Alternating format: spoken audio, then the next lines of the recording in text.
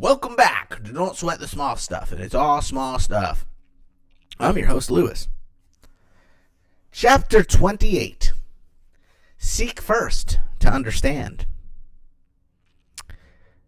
This is adopted from one of Stephen Covey's 7 Habits of Highly Effective People. Using this strategy is a shortcut to becoming a more content person. And you'll probably become more effective too.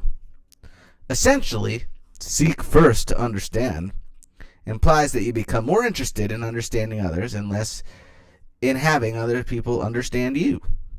It means mastering the idea that if you want quality, fulfilling communication, and that's nourishing to you and others, understanding that must come first. When you understand where people are coming from, what they're trying to say, what's important to them, and so forth, being understood flows naturally. It falls into place with virtually no effort.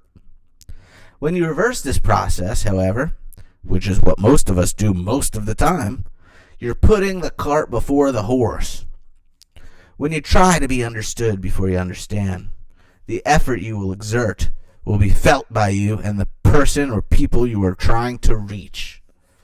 Communication will break down, and you may end up with a battle of two egos. I was working with a couple who had spent their first 10 years of marriage frustrated, arguing about their finances.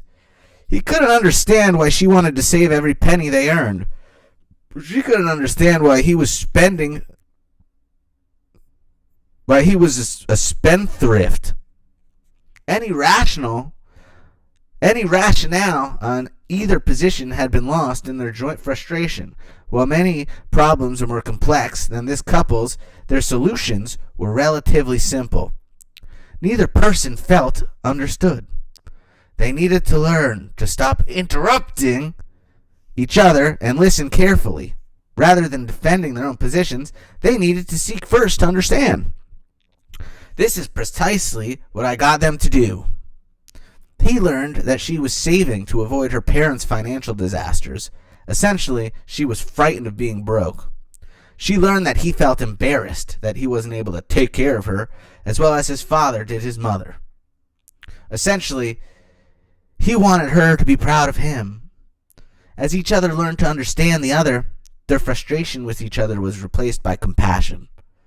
Today, they have a nice balance between spending and saving.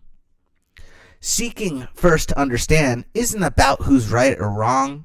It's a philosophy of effective communication. When you practice this method, you'll notice that the people you communicate with will feel listened to, heard, and understood. And this will translate into better, more loving relationships.